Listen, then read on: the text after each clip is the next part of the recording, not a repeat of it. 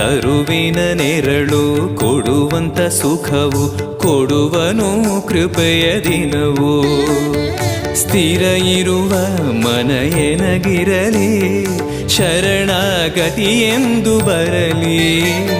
ಭಗವಂತನ ಪ್ರಿಯ ಮಗನಿವನ ಸಾರಿ ಬದುಕು ಇರಲಿ.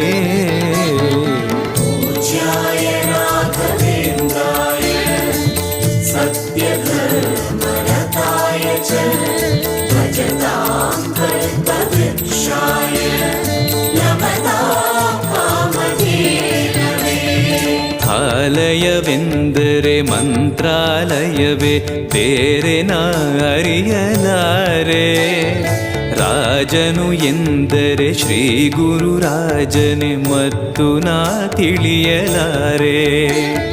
ಆಲಯವೆಂದರೆ